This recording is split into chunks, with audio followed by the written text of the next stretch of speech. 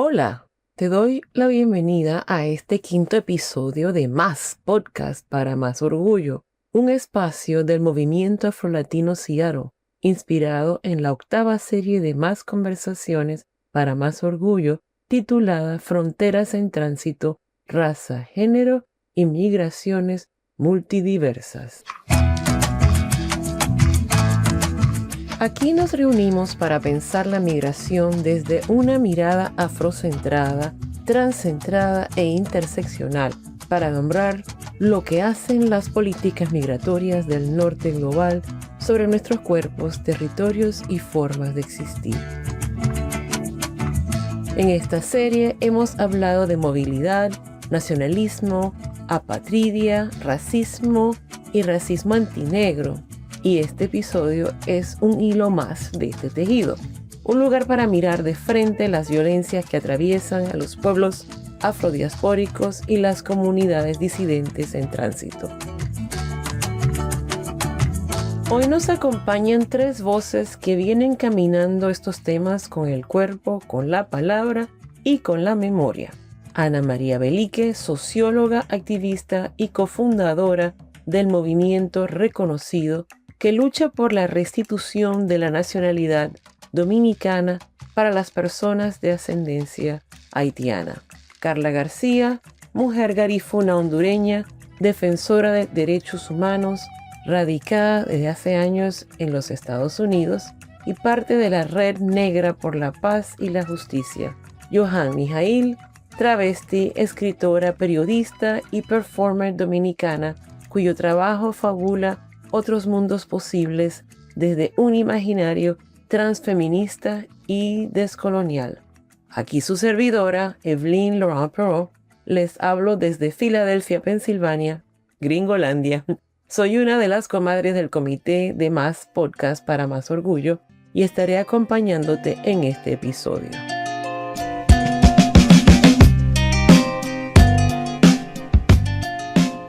Este camino a través de las conversaciones nos ha traído hasta aquí, una serie sobre fronteras en tránsito, rayas en el mapa que se vuelven líneas sobre los cuerpos, marcas en los papeles y en las subjetividades. Esta octava serie hemos tratado de complejizar la palabra migración, no solo como movimiento de un país a otro, sino como resultado de sistemas coloniales y de un norte global que decide quién entra, quién sale, quién se mueve y quién se queda atrapado en un limbo legal. Para abrir el chachareo, escucharemos la voz anfitriona Minox Minotti desde México, quien problematiza el tema de esta serie con sus preguntas. Y es que aquí se prende todo el chachareo para la gente que le gusta más del comadreo, porque todo el podcast estaba caminando y de repente me caí porque se viene aquí entero para que toda la gente sepa lo que tengo. Vamos a cantar, vamos a decir, vamos a contar lo que viene en la historia negra aquí, para que sepan que toda esta gente viene con sancocho para ti. Estamos todo el tiempo con las redes sociales y estamos, aunque no querramos, consumiendo información. Y esta información que a veces llega a nuestros oídos y a nuestros ojos es muy abrupta, es muy violenta, es racista, es para infundir miedo. I'm Kristi Noem, the United States Secretary of Homeland Security. Let me deliver a message from President Trump to the world. If you are considering entering America illegally, don't even think about it. Let me be clear. If you come to our country and you break our laws, we will hunt you down. Criminals are not welcome in the United States. ¿Creen que esto es justo? Que nosotros tengamos que pararnos una mañana, que pudiéramos estar haciendo cualquier cosa, que hay gente que tiene negocios en el Doral, que le dieron dinero a Donald Trump, que le pusieron dinero en su campaña y que hoy dicen, ¿y ahora qué hago? Porque él no permitía que nadie se robara nuestro país.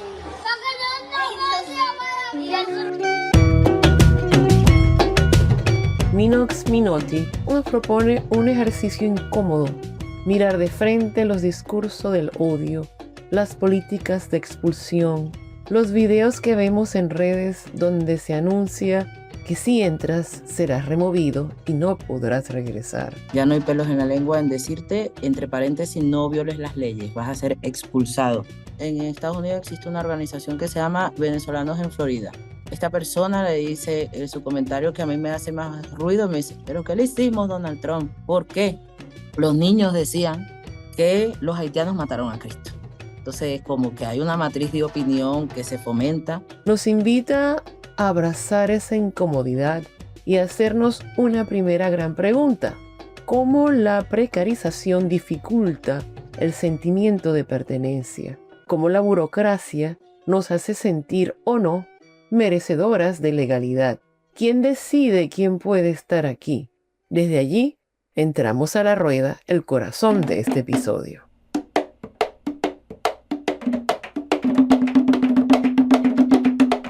Para ponerle rostro y memoria a esa pregunta, viajamos con la voz de Carla García. Ella habla desde el pueblo garífuna, desde las costas hondureñas y desde el Bronx en Nueva York, donde acompaña mujeres y niños que llegaron en caravanas buscando un futuro posible. En el 2013 llegaron personas a la comunidad garífuna, las diferentes comunidades garífunas en Honduras. Tenemos 57 comunidades entre caseríos, aldeas y comunidades propiamente llamadas. Y se tomaron a la tarea de ir a cada comunidad y estar fuera de las escuelas y decirle a las madres con niños o mujeres en edad reproductiva que salieran de Honduras, que vinieran a los Estados Unidos con sus hijos, que cuando llegaran acá solo tenían que poner sus hijos en la escuela y el presidente Obama les iba a apoyar. Y así comenzó lo que hoy conocimos como caravanas. En aquel tiempo eran para sectores específicos. Primero fue en Honduras, 2012-2013. Yo trabajé con un grupo de 64 mujeres y 110 niños aquí en el Bronx. Personas a las que cuando llegaron a la frontera, los coyotes se los entregaban a la patrulla fronteriza. Y era cuando ellos mandaban el mensaje a sus familias diciendo, ya estamos bien, ya estamos en manos de la patrulla fronteriza. La patrulla fronteriza los hacía entrar a los Estados Unidos y luego la mayoría de ellos, primero los ponen en estas heladeras, ¿no? Y luego 3 días después los sacan y les dicen, si quieres irte para donde tu familia, nos vas a dar la información de tu familia, dónde están, número de teléfono, nos vamos a comunicar, preguntar si este familiar te va a recibir. Y tenemos este programa nuevo que es monitoreo electrónico que evitaría que estuvieras en una prisión. Se les entregaba dinero para que se movilizaran o sus familiares pagaban para que se pudieran movilizar de la frontera al estado donde pudieran residir. Para este momento ya tienen la información de la persona, pero también tienen la información de sus familias. Saben dónde viven, saben sus números de teléfono. Y encima de eso, entonces, 15 días después tienen que presentarse a la corte y luego de ver al juez, especialmente en Nueva York, eran llevados al sótano de Federal Plaza, y voy a decir, mejor dicho, llevadas, porque fue más a las mujeres a quienes sucedió esto, y les ponían un grillete electrónico que estaba en ese momento en fase de prueba y de investigación de cómo afectaba el cuerpo de una persona. Se lo pusieron a mujeres embarazadas, se lo pusieron a mujeres con diabetes, se lo pusieron a mujeres con presión arterial alta, y les tocaba todas las noches, pues les daban un cordón larguísimo para que pudieran caminar dentro de la casa donde estuviesen mientras lo cargaban. Además del golpe moral para sus hijos y para ellas mismas, que cuando comenzaron a caminar por las calles de los Estados Unidos y les veían un grillete electrónico, la gente se alejaba porque pensaban que eran delincuentes. Posterior a eso, nosotros hicimos mucha campaña, mucha marcha, salimos a las calles a mostrar esos grilletes en marchas específicas en Nueva York, a dar la cara para que se viera qué era lo que realmente estaba sucediendo. Sin embargo, para aquel momento, habían muchos abogados que habían egresado a la universidad que no tenían trabajo. Las cortes estaban quedando libres, vacías, ya casi no había, la corte de inmigración especialmente, no tenían tanta afluencia de personas, y qué casualidad que empezaron a llegar inmigrantes y entonces había que contratar jueces, abogados que para sus pasantías eran enviados a la frontera y les decían a estas mujeres, cuando tu hijo cumpla 18 años, va a estar en capacidad de mandarte a traer legalmente a los Estados Unidos. Nosotros como Garífuna, yo en lo particular le dije a mi gente, no se vengan. Ustedes solo son moneda de cambio para una cuestión en particular o un interés que alguien está defendiendo. Y a nadie le interesa el dolor ni el sufrimiento de nuestra propia gente. En la voz de Carla, la migración deja de ser una decisión individual para mostrarse como parte de un dispositivo más amplio. Territorios codiciados, leyes hechas desde lejos, cuerpos puestos a prueba, vidas convertidas en expediente. Migrar se vuelve una cadena de controles, donde el grillete no es solo un aparato en el tobillo, es también una marca en la memoria y en la forma en que el mundo nos mira. Desde otra orilla del Caribe, Ana María Belique cuenta lo que significa que un Estado decida por decreto quién pertenece y quién no.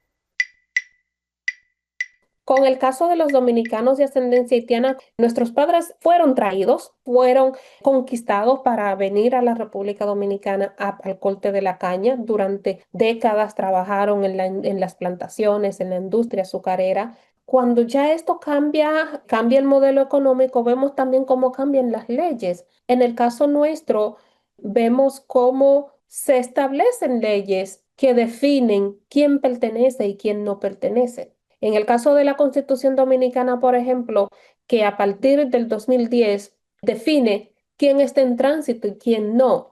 Y una de las cosas que hace la Constitución Dominicana es colocar al inmigrante en condición irregular en una categoría de tránsito. O sea, ¿qué es el tránsito? El tránsito para nosotros no tiene un inicio y un final. O sea, como que tú puedes estar eternamente en tránsito, no importa si tú tienes 4 décadas, 5 décadas habitando en el país. Pero ¿por qué se incluye esta categoría? Es justamente para negar el derecho a pertenecer. En este caso, si tú eres hijo de una persona migrante en tránsito, no importa que tenga 10, 20, 40 años, 50 años en el país, tú no tienes derecho a pertenecer. Y es lo que hizo la sentencia del Tribunal Constitucional en nuestro caso cuando ratifica estas prácticas administrativas que niegan derecho. En el 2013, la sentencia no solamente niega el derecho a la nacionalidad dominicana de los hijos de inmigrantes haitianos, sino que lo hace de manera retroactiva hasta el 1929. Es decir,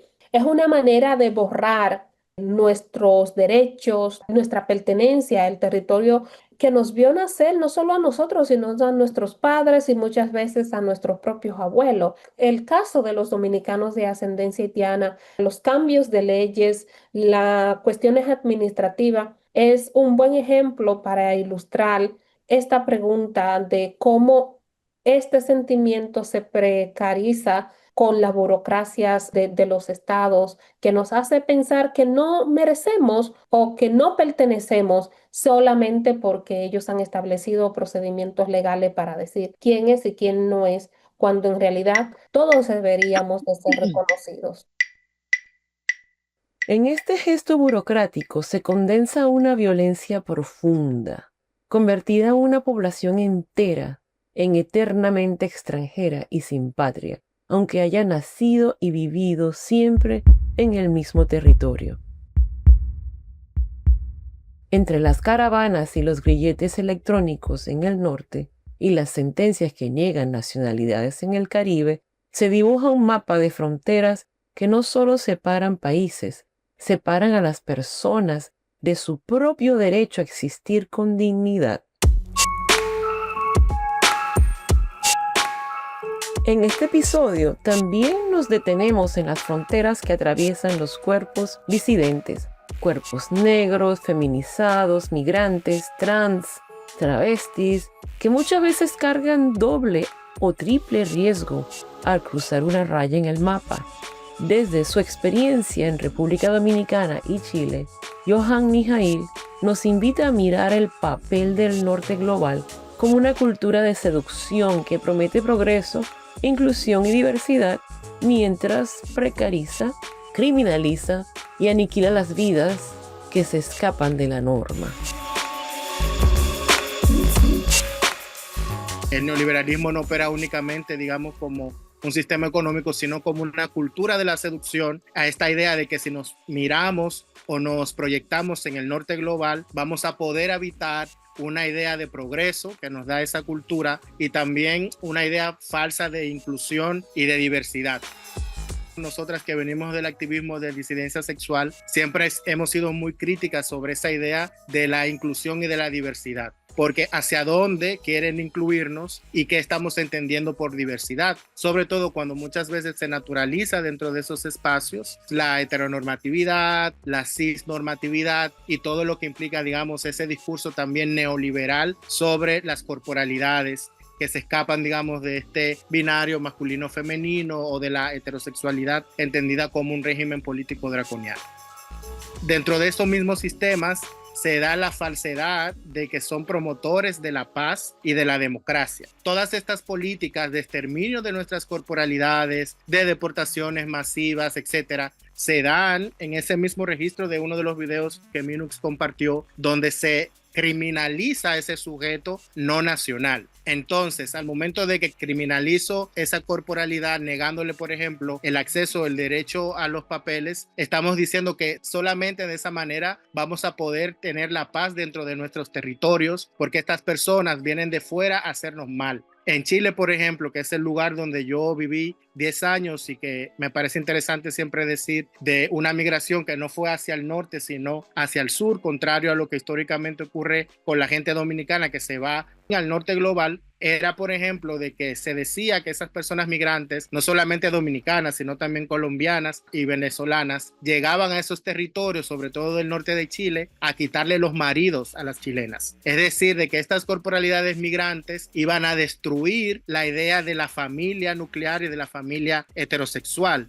Y una forma de argumentar ese discurso antimigrante era sostenido, digamos, en las lógicas que se sostiene la heteronorma. Por ejemplo, cuando vemos casos como, por ejemplo, de Maribel Pujols, que fue una mujer dominicana que murió tratando de entrar de manera irregular a Chile por la frontera de Perú. Esta persona llega a ese territorio pensando en relación a lo que le habían dicho que era Chile. Se le decía que le iban a pagar en dólares, que a través de eso ella iba a poder ayudar a su familia y poder ayudar a sus hijos. Es decir, que el mismo discurso heterosexual y heteronormativo de la idea de la familia ponía, digamos, también en riesgo la vida de esta mujer que se iba a exponer a esta situación de migración irregular porque quería generar economías que ayudaran a su familia. Es importante decir también de que esos espacios heteronormativos son responsables también de la muerte de esas corporalidades. Y no solamente la idea de la familia nuclear heterosexual, sino también la idea o el lugar que ocupan las mujeres y los cuerpos feminizados en esa relación social.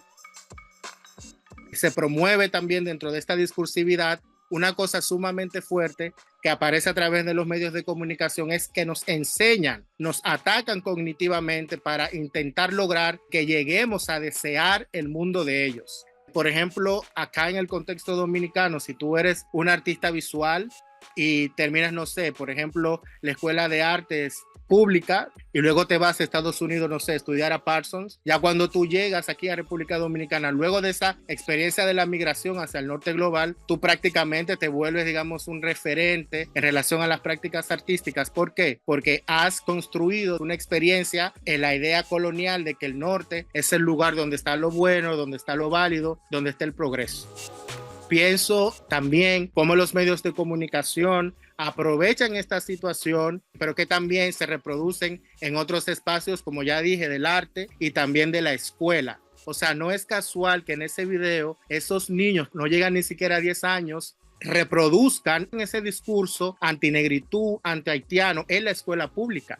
Y no quizás porque existan como tal, digamos, asignaturas que vayan como a inculcar ese proceso ideológico dentro de esos niños, sino de que toda la estructura está forjada en una idea de lo nacional que es constantemente necesario cuestionar. Es decir, esa idea de que todavía en la escuela pública dominicana se enseña que la negritud existe solamente si tiene alguna relación con la esclavitud y por ende cualquier persona que establezca una conexión con lo afrodescendiente va a tener que pagar una consecuencia.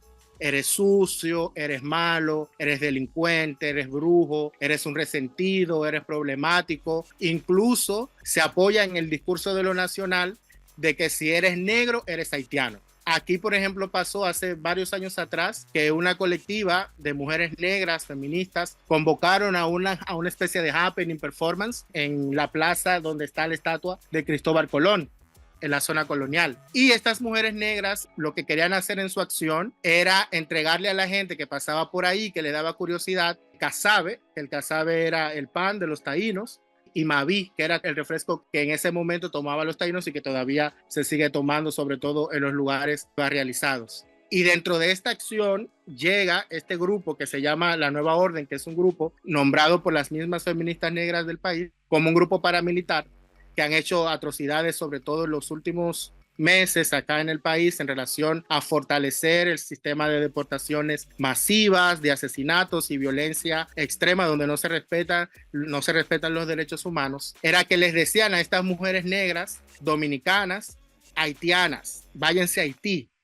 Y regularmente cuando tú das una opinión respecto a este tema, la gente te dice, pero si tú apoyas a los haitianos, vete para Haití. Y me recuerda cuando en los años 70 los activistas afroamericanos, por ejemplo, les decían o tomaban posición con respecto a su negritud y le decían como vete a África entonces, si tú no estás cómodo dentro de este sistema. Y esto no es casual que ocurra de esa manera, porque justamente todas las estructuras que sostienen estos estados-naciones coloniales se van a sostener en esa discursividad. Me refiero al Estado-Nación dominicano, donde, como yo había dicho en otros momentos, se sostiene lo dominicano en un discurso anti-haitiano de que los negros no somos nosotros, sino los otros, que son los haitianos.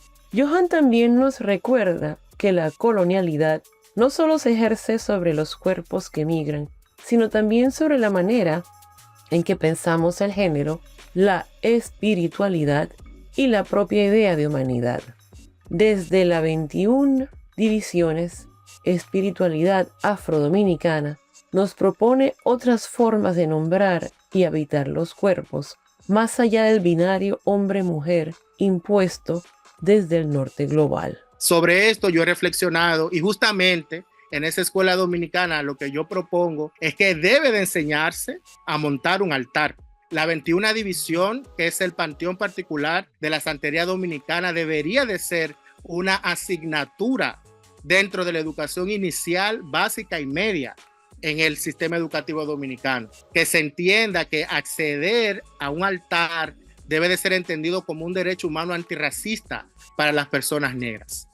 Decir que la explotación extractivista actual no solo apunta a la depredación de los recursos naturales, por ejemplo, y todas estas situaciones que se dan, deportaciones, persecución, asesinato, sino de que también se da con la instalación en la psiquis de las personas, no solamente del sujeto colonizado, sino también, digamos, del sujeto que ejerce la violencia racial, porque hay una matriz epistemológica que se instala en las corporalidades, y eso también hay que cuestionarlo a nivel epistemológico, porque justamente esto se forma dentro de una invención humanista, que además de humanista, que pone a los seres humanos como centro y descarta cualquier otra posibilidad de seres vivos, de metáforas, de poéticas, etcétera.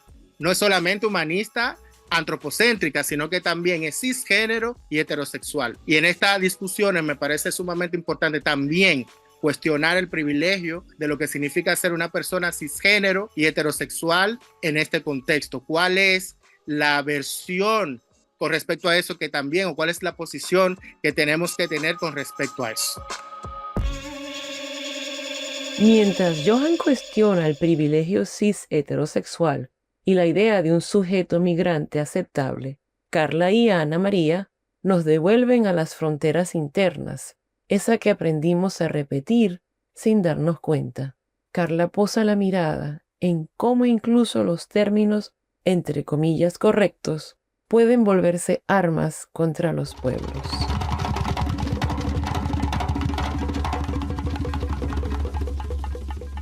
No hemos querido entender qué es lo que se está haciendo con nosotros. Yo, en lo particular, siempre me opuse a que al pueblo garífuna se le denominara afrodescendiente, por dos razones. Una, porque nosotros somos indígenas y somos afro, pero otra es porque me hacía sentir que no pertenecía al espacio. Cuando vamos hacia el fondo del término afrodescendiente, dicen, no sos de aquí, sos de allá, África. Pues desde la organización con la que activaba en aquel momento y de la que sigo siendo parte, pues nos opusimos siempre al término afrodescendiente. En Honduras se hizo toda una campaña, como en todos los demás países, para que se respetara a las personas negras y en vez de llamárseles negritos, morochos, que se les llamara afrodescendiente, que era mucho más correcto. Cuando nosotros llegamos a la Corte Interamericana de Derechos Humanos por el juicio Triunfo de la Cruz contra el Estado de Honduras, reclamando el derecho al territorio, que a este momento ya son 6, 7 casos los que están incoados y en proceso. Este caso del Triunfo de la Cruz lo ganamos hace 15 años, 2015, perdón. Lo primero que dijo el Estado es, estas personas son afrodescendientes, no tienen ninguna vinculación con el territorio. Esa era la defensa del Estado ante una comunidad con 225 años de presencia para aquel momento. Es cuando yo digo que somos cómplices, porque cuando tuve esas discusiones con algunas personas, se me fueron encima. ¿Cómo es posible si es más bien lo que está haciendo la generalidad del mundo, que es mucho más inteligente que nosotros para respetar la forma en que nos llama por nuestro color de piel? Yo me llamo Carla. Ese es el nombre que mi mamá escogió. Y mi nombre espiritual es Nugundu. Entonces, mientras nos están respetando con el término afrodescendiente, nos irrespetan cuando dicen de que nuestras espiritualidades son brujería.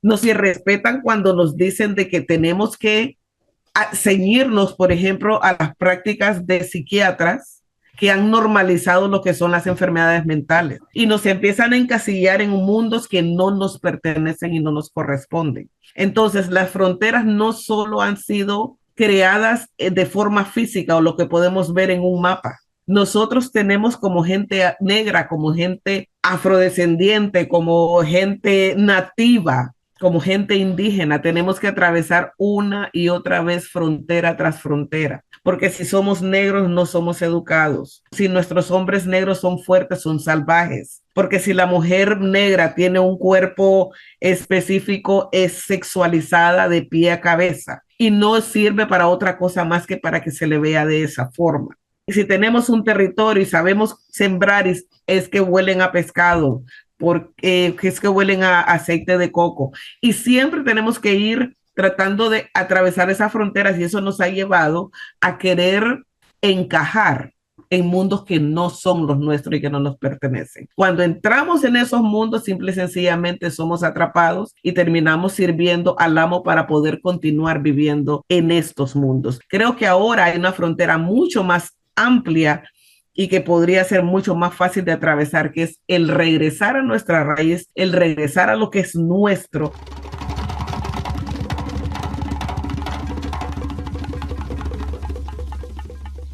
Ana María, por su parte, nos habla de lo que significa crecer como niña negra de ascendencia haitiana en las escuelas dominicanas, en un país que se proclama católico, niega su propia historia esclavista y demoniza a la República de Haití.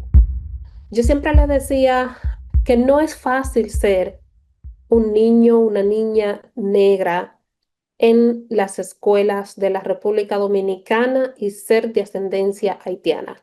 Y creo que el video que ustedes compartieron al principio es como una muestra de lo que implica esto. O sea, imagínense que en este grupo de niños en la escuela también haya un niño o niña o varios niños o niñas de origen haitiano.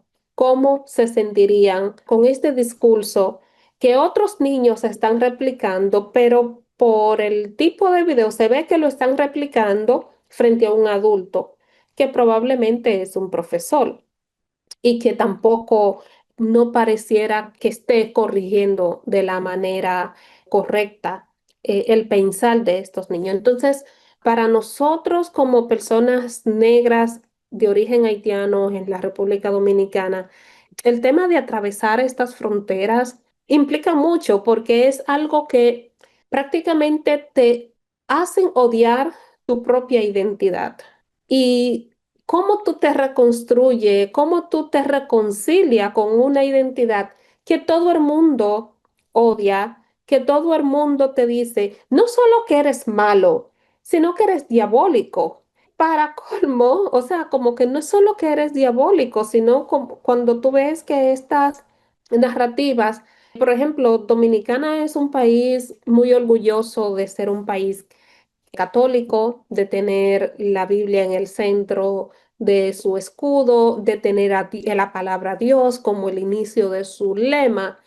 Entonces, cuando tú lo colocas en contraposición a Haití, en donde la religión de matriz africana es la que predomina, todo lo que se enseña es, ok, somos totalmente opuestos, aunque realmente seamos prácticamente la misma cosa. Entonces, crecer en un ambiente como este, desarrollarte como persona en un ambiente como este y poder tener una mentalidad diferente a la que socialmente se te ha impuesto durante toda tu niñez, tu juventud, es un reto.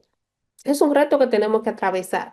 Yo recuerdo que cuando comenzamos el movimiento reconocido, grupo al cual pertenezco, muchas personas no querían, a pesar de estar afectadas, porque era un grupo solo, era un espacio de personas afectadas por la política de desnacionalización, muchas personas no querían participar. ¿Y ustedes saben por qué? Porque era un grupo de jóvenes de ascendencia haitiana que estaban saliendo a protestar. Cuando salíamos a las calles, los medios de comunicación replicaban que eran haitianos que estaban exigiendo papeles. Usted que quiere cuidarse, usted que quiere distanciarse de ser haitiano, de que no lo, porque el reconocerte como haitiano es como aceptar que venga sobre ti, sobre tu cuerpo, todo tipo de estigma y violencia social. Por lo tanto, nadie quiere eso y es lógico. Entonces, y por eso incluso muchas veces nuestros compañeros y compañeras ni siquiera saben hablar el creol, porque creen que evitando hablar el creol van a aparecer menos haitianos, van a tener menos estigma en el ambiente en donde ellos se desarrollan. Y eso, de manera particular, fue una de las limitaciones para que más personas no se adhirieran al colectivo reconocido. ¿Por qué? Porque adherirse al colectivo de reconocido partía principalmente de la primicia de reconocer que usted está afectado por un problema, que ese problema parte por el origen de tus padres, que es haitiano. O sea, si somos reconocidos, si estamos en el movimiento reconocido, es porque tenemos un problema con los documentos. Y si tenemos ese problema, es porque somos hijos de haitianos. Y ya es de por sí como dos verdades que mucha gente no quiere reconocer. Mucha gente sabe que tiene el problema, pero nunca lo va a hablar porque decir o reconocer que tengo un problema con los papeles tener que reconocer que uno de tus padres son haitianos, sino los dos. Para nosotros avanzar en la lucha, fue necesario partir por ese principio de aceptación, de reconocimiento de nuestra identidad, de aceptación de nuestra identidad, no solo de nuestros orígenes, pero también de nuestro color, y de nuestra conexión.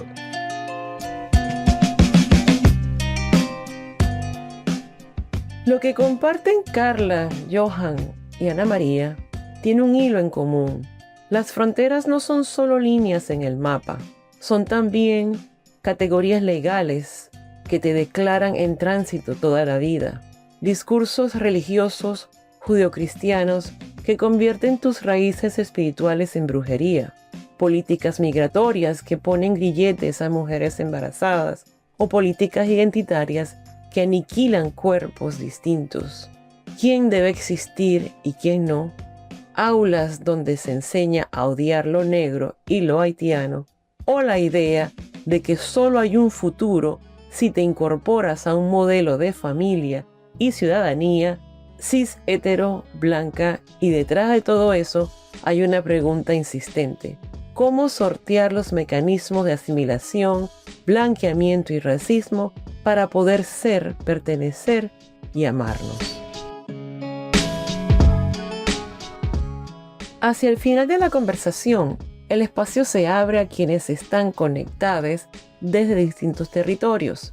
Se leen comentarios del chat, se reconocen complicidades y silencios, se nombran incomodidades. Carla dice, el espíritu no tiene género. Ángel dice, por eso no tenemos terremotos en este pedazo de tierra por una intervención divina, o por eso mismo se mueven los ciclones y no nos cae un diluvio. Ana le dice, exacto. Y Evelyn por último comenta, tal vez ese agente se convierte en una herramienta de racismo estructural dominicano. Habrá que ver si la gente quiere a través de esa acción negar su propia negritud.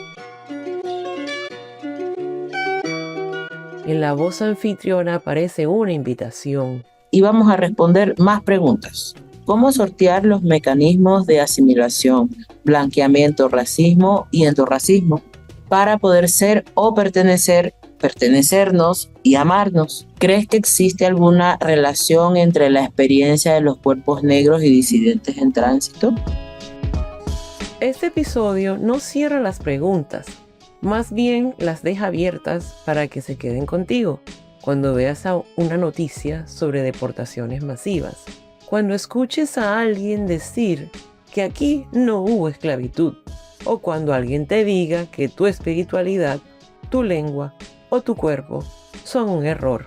Las voces de Carla, Ana María y Johan nos recuerdan que la migración no es un problema individual que se resuelve con esfuerzo personal, sino una trama tejida por la colonialidad, el racismo, cis-heteropatriarcado, el capitalismo y el poder.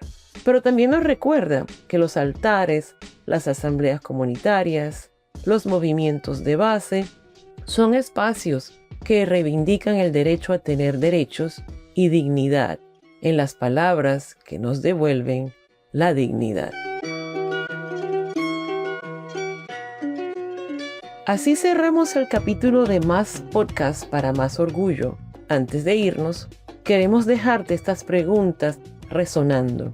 ¿Qué fronteras atraviesan hoy tu cuerpo, tu territorio, tu espiritualidad? ¿Qué relatos, qué alianzas y qué memorias necesitas para dejar de sentirte eternamente en tránsito? Si quieres escuchar la conversación completa de la serie 8, te invitamos a visitar el canal de YouTube de Más Conversaciones para Más Orgullo y acercarte aún más a estas voces que desdibujan las fronteras impuestas.